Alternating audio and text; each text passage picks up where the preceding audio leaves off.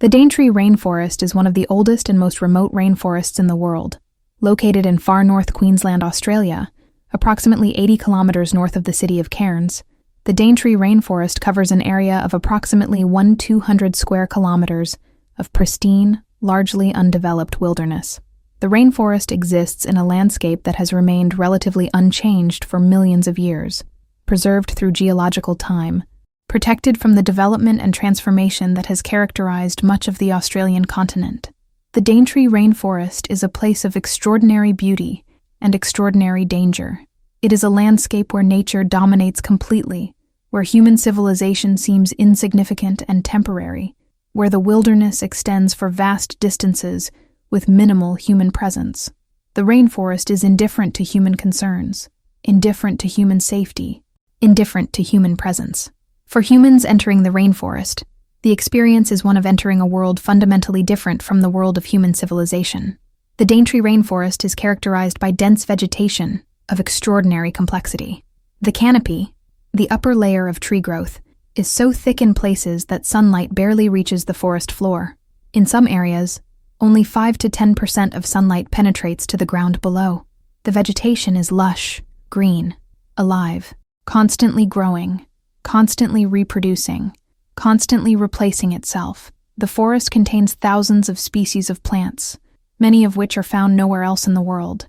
Some of these plants have been present in the rainforest for millions of years, surviving changes in global climate, surviving the rise and fall of civilizations, surviving in an environment that they have adapted to across millions of years of evolution. The forest is home to numerous animal species: birds, mammals, reptiles, insects, amphibians. Many of these species are found only in the rainforest.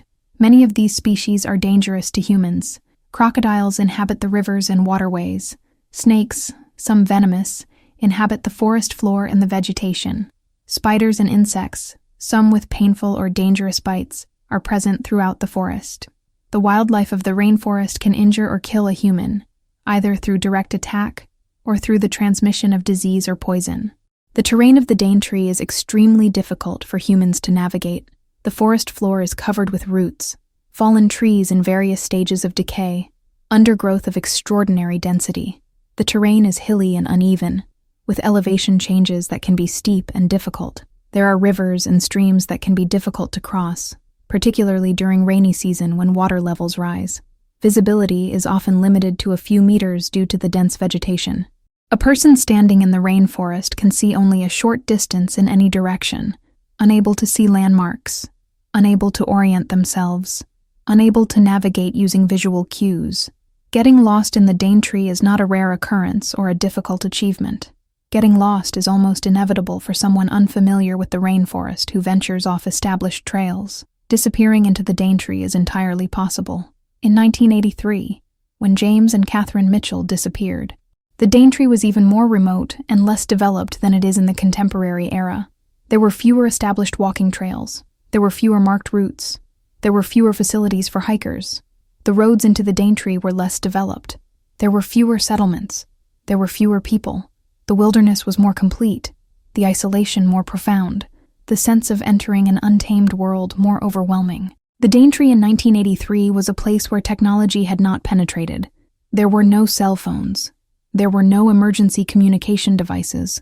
A person in the rainforest was beyond the reach of rescue services unless they knew how to find their way out, or unless someone was aware of their location and circumstances. James Edward Mitchell was born in 1958, making him 25 years old at the time of his disappearance in 1983.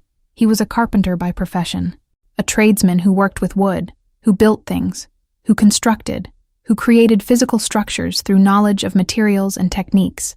Carpentry was not a profession that had come to James easily, or through intellectual study alone. It was a profession that he had learned through hands-on experience, through apprenticeship, through thousands of hours of work, through learning from more experienced carpenters who had trained him. James came from a working-class background. His parents had worked in manual labor. His father had been a construction worker, employed in building trades throughout his career. His mother had worked as a cleaner in various businesses. The Mitchell family had lived in a modest house in a working-class neighborhood. Money had never been abundant in the Mitchell household. Necessities had been provided, but luxuries had been rare. But the Mitchell household had instilled in James certain values that were deeply important to the family. There was an emphasis on hard work, on the importance of working with one's hands, on earning one's living through labor and effort. There was an emphasis on self-reliance, on not depending on others, on solving one's own problems through one's own efforts. There was an emphasis on taking pride in one's work, on doing things well, on the satisfaction that comes from completing a task competently. James had left school at age 16. He had begun an apprenticeship in carpentry, learning the trade from an experienced carpenter who had agreed to train him. The apprenticeship had been a time of learning how to use tools, how to measure and cut materials accurately, how to assemble structures, how to solve problems that arose during construction. James had been a quick learner, attentive to instruction, willing to work hard, eager to develop competence in his chosen field.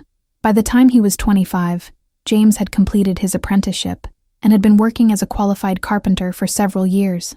He had worked on various construction projects, building houses, renovating structures, creating custom woodwork. He had developed a reputation as a competent, reliable tradesman. He was known for doing quality work, for meeting deadlines, for being professional and trustworthy. But James was not only a carpenter, he was also an outdoorsman, someone comfortable in wilderness environments, someone who enjoyed camping and hiking. James had spent much of his spare time outdoors. He had learned to camp, to fish, to navigate wilderness. He had spent time in the Australian bush, the Australian outback, the remote areas of Queensland. He was comfortable with wilderness, at home in nature, confident in his ability to manage in outdoor environments. James Mitchell was described by those who knew him as a good man, a reliable friend, someone with a good sense of humor, someone who was dependable. He was not particularly intellectual, but he was intelligent in practical ways, good at solving problems, good at understanding how things worked. He was strong, capable, athletic. He had an air of quiet competence about him. James was a person who seemed settled in life. He had a profession he was good at. He had friends. He had family connections. He had developed a reputation in his community as someone reliable and capable. Catherine Ann Richardson was born in 1960, making her 23 years old at the time of her disappearance in 1983. She was a teacher, specifically a primary school teacher who worked with children aged 5 to 12, who spent her days engaged in the work of education, who shaped young minds, who dedicated her professional effort to helping children learn and develop. Catherine had come from a middle-class background, a background quite different from James's working-class origins. Her parents were both educated professionals. Her father was an accountant. Her mother was a secretary. The Richardson household had valued education highly. Books were present in the home. Learning was encouraged. The importance of education was emphasized constantly. Catherine had attended university, pursuing a degree in education. She had studied the theory of teaching, the psychology of learning, the practical methods of classroom instruction. She had completed her degree and had obtained her teaching credentials. She had begun teaching in a primary school in Queensland. Catherine was described by colleagues and by those who knew her as a dedicated teacher, someone who genuinely cared about her students' learning and development. She was known for being organized, for planning engaging lessons, for creating a classroom environment where students felt safe and welcomed. She was patient with struggling students. She was enthusiastic about education. She brought energy and engagement to her teaching. But Catherine was also adventurous. She was not someone confined to her professional role. She enjoyed travel, enjoyed exploring, enjoyed new experiences. She read widely. She was interested in the natural world, in environmental issues, in wildlife. She had a romantic sensibility about nature and wilderness.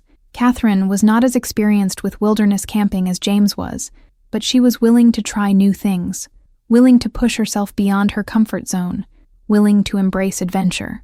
She trusted James's expertise and his ability to keep her safe in wilderness environments.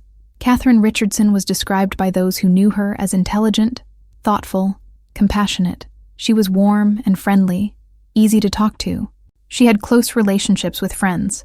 She was respected by colleagues for her dedication to teaching and her genuine concern for students' well-being. Catherine was a person with dreams and aspirations. She had interests that extended beyond her daily work. She was engaged with the world, curious about life, interested in experiencing new things. James Mitchell and Catherine Richardson met in 1980, when Catherine was 20 years old and James was 22. They met through mutual friends at a social gathering in their town. The meeting was apparently unremarkable at the time, but it would prove to be significant. They gradually developed a romantic relationship. They began dating, spending time together, getting to know each other. Despite their different backgrounds, James's working-class practical orientation and Catherine's middle-class intellectual emphasis, they found common ground. They discovered shared interests. They found themselves attracted to each other. Their relationship developed over approximately 2 years. They spent time together. They met each other's families. They became increasingly committed to each other. The relationship evolved from dating to something more serious, something moving toward long-term commitment.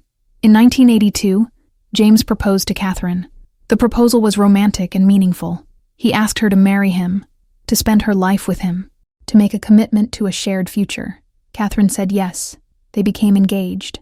They began planning their wedding. The engagement was celebrated by both families. James's family was happy that James had found someone. Catherine's family, while perhaps somewhat surprised by Catherine's choice of a tradesman rather than someone with a university education, was supportive of the relationship. The wedding between James Mitchell and Catherine Richardson took place on August 27, 1983. The wedding was not an elaborate affair. It was a small ceremony, attended by family members and close friends. Perhaps 100 people attended the wedding, making it an intimate celebration rather than a large public event. The ceremony took place in a local church. Catherine wore a white wedding dress. James wore a suit. The ceremony followed traditional marriage vows and procedures. They exchanged rings. They were pronounced husband and wife. They kissed, beginning their married life together.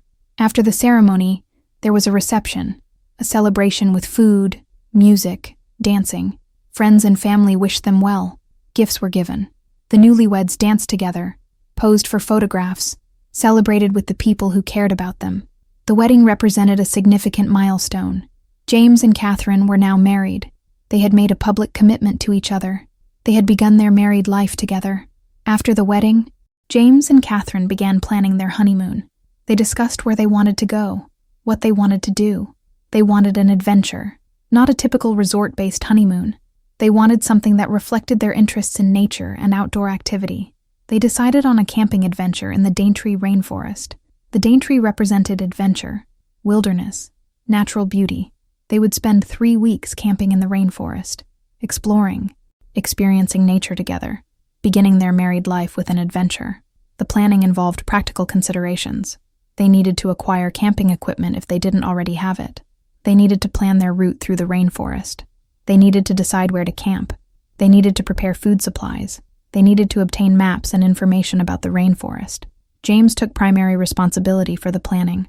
Given his experience with wilderness camping, it was natural that he would organize the logistics. He researched the Daintree. He found information about camping locations. He consulted maps. He planned their route. Catherine was excited about the adventure. She trusted James to manage the logistics. She focused on the emotional and romantic dimensions of the honeymoon, beginning their married life with an adventure, spending time together in a beautiful, natural environment. On September 3, 1983, approximately 1 week after their wedding on August 27th, James and Catherine prepared for their departure. They loaded their vehicle with camping equipment. They packed tents, sleeping bags, cooking equipment, food supplies, water containers, maps, compass, first aid supplies, flashlights, and other equipment they would need for their 3-week camping trip. They also packed personal items. Catherine carefully packed the photographs from their wedding reception, wanting to preserve memories. They packed gifts that had been given to them at the wedding reception. They packed personal belongings, clothing for the 3-week trip, toiletries, medications. They packed important documents. Catherine brought her teaching credentials and employment documents. James brought his identification and work-related materials. They brought financial documents and records. They also brought items of sentimental value, photographs of their families, letters and cards from friends and family, items that represented their lives and their relationships. The vehicle was loaded with approximately 3 weeks' worth of supplies. It was a significant amount of equipment and provisions, representing the gear needed for an extended camping trip in a remote wilderness area. They said goodbye to their families. Their parents wished them well.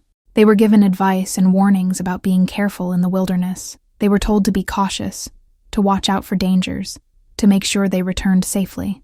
They drove from their small town toward the Daintree Rainforest. The drive took several hours. They were heading into increasingly remote territory, further away from civilization, deeper into wilderness. The landscape gradually changed from developed areas with houses and businesses to more rural areas, to increasingly remote areas, to the edge of the Daintree Rainforest. They arrived at their designated campsite in the late afternoon of September 3rd, 1983. The campsite was remote, but accessible, not completely isolated, but far enough from other people and settlements that James and Catherine would be alone, undisturbed, with privacy for their honeymoon. When James and Catherine arrived at their campsite, they had perhaps 2 hours of daylight remaining. They needed to work quickly to establish their campsite before darkness fell. James set up their tent, assembling the poles, stretching the canvas, securing it with stakes. Catherine assisted, helping to organize equipment, handing him supplies as needed. They worked together efficiently, James using his experience with tent setup to create a secure, comfortable shelter. Once the tent was established, they worked to organize their supplies. They set up a cooking area at some distance from the tent, keeping food supplies organized and stored in containers that would resist wildlife intrusion. They established a water collection and storage system. They organized their personal items and sleeping areas inside the tent. As darkness fell, they built a campfire. The fire provided warmth against the cool evening temperature. It provided light for cooking their first dinner as a married couple in this remote location. It provided psychological comfort, the sense of security and familiarity that a fire creates. They cooked a simple dinner on their campfire. They sat together, warming themselves, discussing their plans for the coming weeks, talking about the adventure ahead, enjoying each other's company in the quiet of the rainforest evening. As night fell completely, they extinguished the fire and retired to their tent. They settled into their sleeping bags.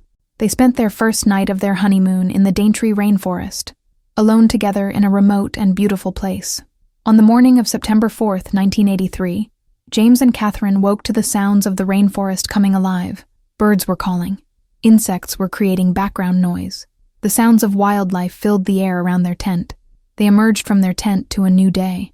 The sky was overcast but not raining. The air was warm and humid, characteristic of the Daintree climate. The rainforest canopy towered above them, creating a sense of being in another world, separated from normal civilization.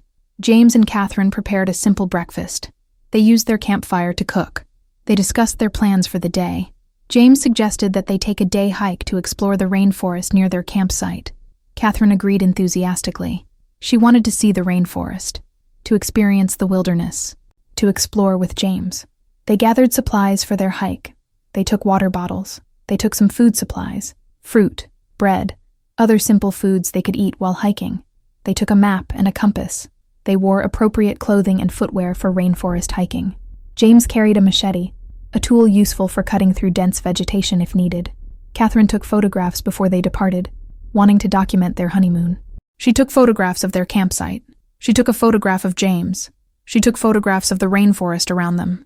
She was capturing memories, preserving evidence of their adventure. By mid-morning, they were ready to depart on their hike. James pointed out the direction they would travel. They discussed approximately how long they expected the hike to take. They planned to return to their campsite by evening, to spend the night in their tent. They left their campsite standing. Their tent remained erected. Their supplies and belongings remained at the campsite. They took only what they needed for a day hike. They set off into the rainforest, James leading the way, Catherine following. They moved through the dense vegetation, following James's sense of direction, moving deeper into the forest. James and Catherine hiked into the Daintree Rainforest on the morning of September 4th, 1983. The rainforest is dense and disorienting. Visibility is limited. Landmarks are rare. The forest looks similar in many directions. Navigation is difficult. As they hiked, they moved further from their campsite. They moved deeper into the forest. The sounds of civilization, any indication of human presence or human activity, faded away. They were alone in the rainforest, surrounded by wilderness, surrounded by wildlife, surrounded by an environment fundamentally different from any human-built environment. At some point during the hike, James and Catherine became lost. Whether they strayed from their intended route, whether they became disoriented by the dense vegetation and similar-looking landscape, whether they made a navigation error, is unclear. But at some point, they were no longer able to determine the direction back to their campsite.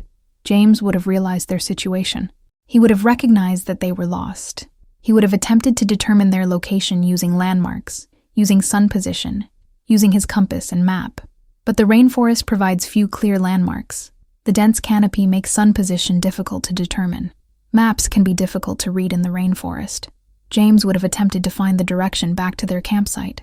He would have made decisions about which direction to travel. But in the disorientation of the rainforest, his decisions may have led them further away from their campsite rather than toward it.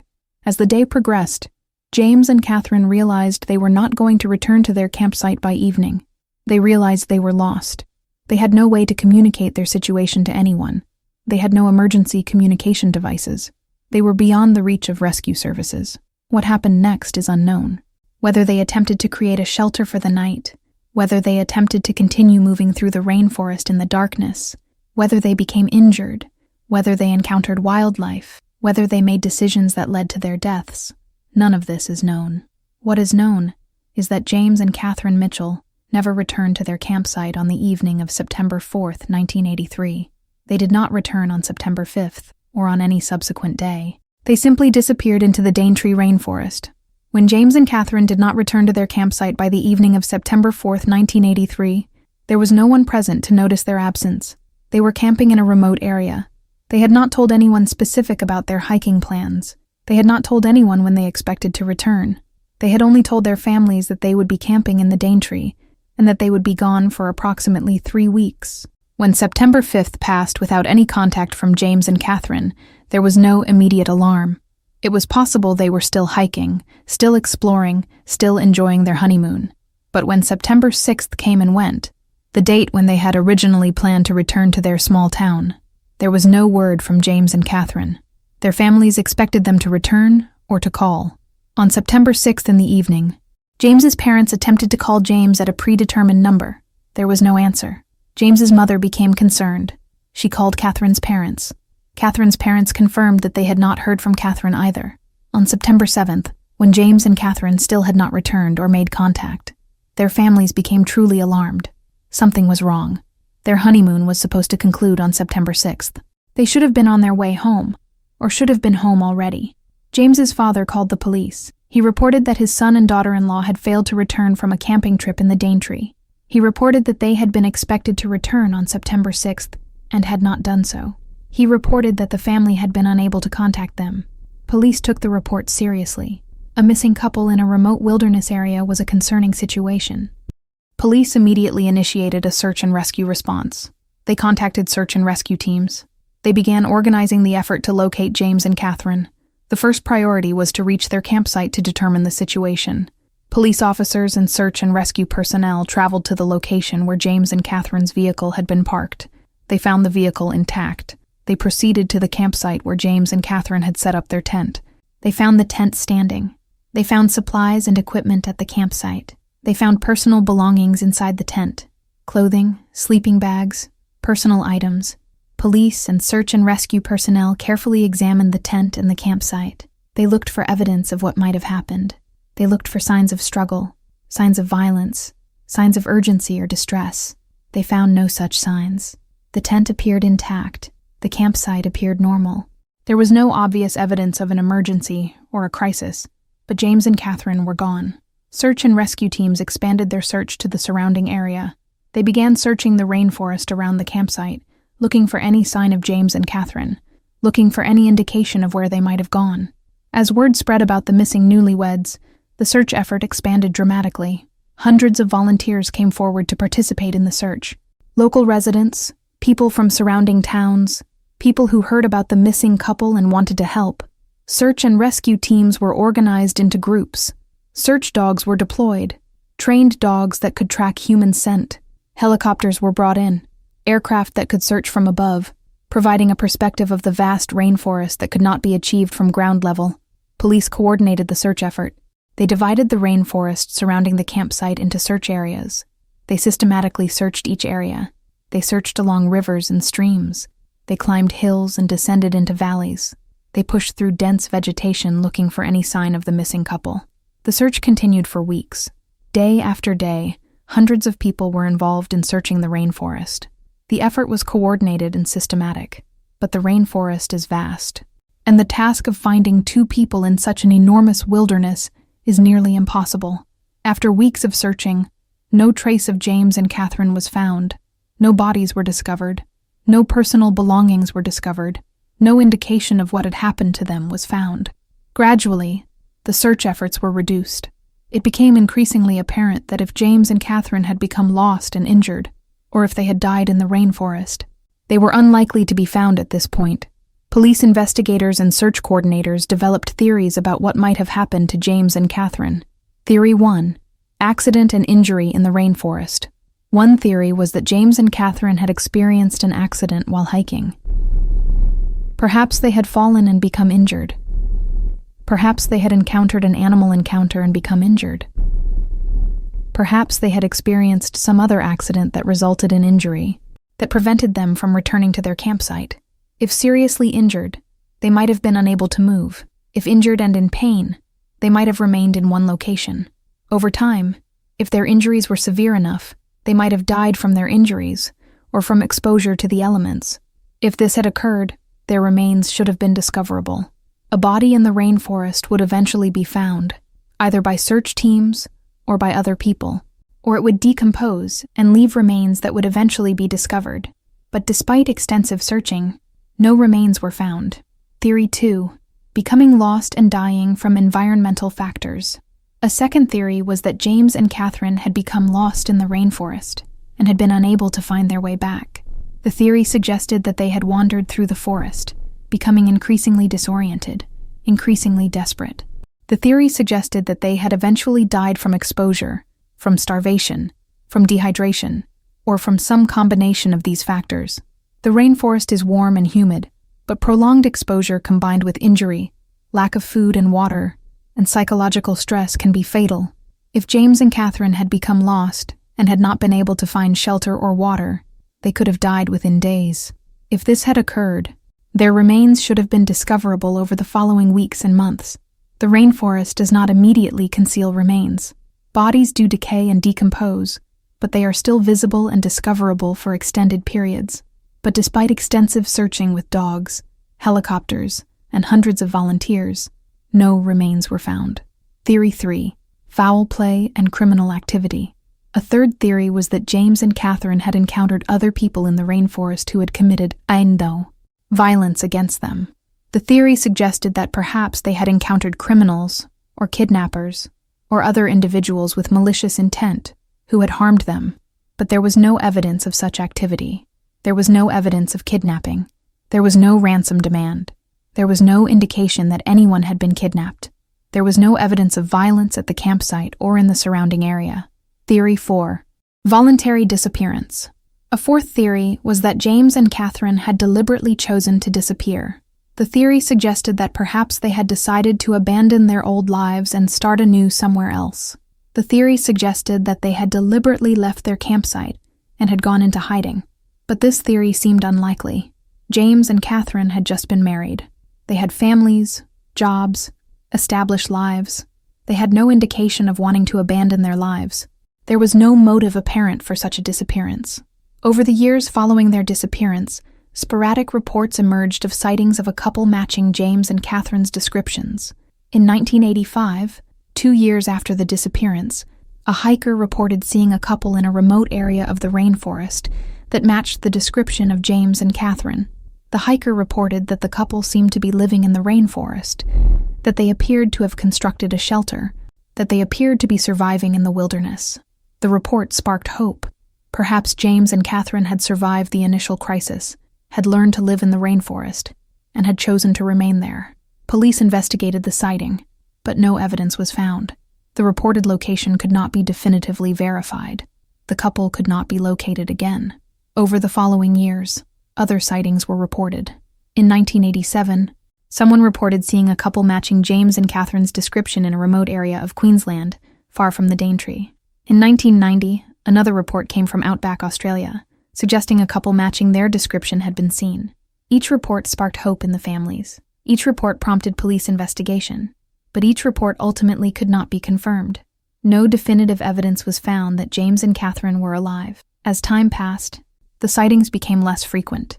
Years passed without any credible sightings. The hope of finding James and Catherine alive gradually faded. James Mitchell's parents spent the years following his disappearance grieving the loss of their son. They had been proud of James, proud of his accomplishments as a tradesman, proud of his finding love and getting married. Now their son had disappeared. They did not know what had happened to him. They did not know whether he was alive or dead. They did not have closure. They did not have a grave to visit, no confirmation of his death, no funeral ceremony to mark the end. Catherine Richardson's parents similarly experienced profound grief. They had been concerned initially about Catherine's relationship with someone from a working-class background, but they had come to accept and respect James. They had been happy about Catherine's marriage. Now their daughter had disappeared. Like James's parents, they were left without closure, without knowledge, without certainty about their daughter's fate. Both families maintained contact with each other. They supported each other through their grief. They searched together for information, for any indication of what had happened to James and Catherine. Over the years, on anniversaries of James and Catherine's disappearance, the families held remembrance ceremonies. They placed flowers in significant locations. They spoke about their loved ones. They kept the memory of James and Catherine alive. In the years following 1983, the investigation into the disappearance of James and Catherine Mitchell gradually transitioned from an active investigation to a cold case. Active search efforts ended. Police resources that had been devoted to the case were redirected to other investigations. The case remained officially open, but it was no longer actively investigated. The file remained in police archives. The case was not forgotten, but it was no longer a priority. In the 1990s, 2000s, and 2010s, the case occasionally received attention. Television programs about unsolved mysteries would examine the case. Internet forums would discuss theories about what might have happened. Journalists would periodically revisit the story, but the case remained unsolved. No new evidence emerged that would explain what had happened to James and Catherine. No bones or remains were ever discovered. No new witnesses came forward with definitive information. The mystery persisted unsolved across decades. In 2025, 42 years after the disappearance of James and Catherine Mitchell, the case remains unsolved. The case remains one of Australia's most haunting mysteries. If James and Catherine had survived, they would now be in their 60s. They would be living in the contemporary world of 2025 if they had survived their ordeal in the rainforest. But there is no evidence that they survived. The most likely explanation is that they died in the Daintree Rainforest in 1983, that their remains have never been discovered despite extensive searching, that they remain buried in the rainforest, or have been completely decomposed and dispersed by wildlife and natural processes. The families have aged. James's parents have died, having lived their final years without knowing what happened to their son. Catherine's parents have also died, having lived with the uncertainty and grief of not knowing their daughter's fate. The grandchildren and other relatives of James and Catherine live in the contemporary world, knowing that their relatives disappeared under mysterious circumstances 42 years ago, knowing that the mystery has never been solved, knowing that the disappearance remains an unsolved puzzle that has affected their family's history and identity. What happened to James and Catherine Mitchell in the Daintree Rainforest on September 4, 1983? This fundamental question remains unanswered. Did they become lost and die from exposure or starvation? This is the most likely explanation, but their remains have never been found, leaving this explanation unconfirmed. Did they survive the initial crisis, live in the rainforest, and eventually die there, with their remains never discovered? This is theoretically possible, but there is no evidence to support this theory. Did they encounter foul play, violence, criminal activity? There is no evidence to support this theory. Did they voluntarily disappear? This seems unlikely given their circumstances and their lack of apparent motive. Why was their tent found intact with belongings undisturbed? This detail suggests they left their campsite apparently voluntarily, apparently not in immediate distress, apparently planning to return, yet they never returned. Where are their remains? Why have they never been discovered despite decades of searching? Will the mystery ever be solved? Will new evidence ever emerge that will explain what happened to James and Catherine? These questions remain unanswered. The mystery remains unsolved. James and Catherine Mitchell remain victims of an unsolved disappearance, their fate remaining unknown, their story remaining incomplete.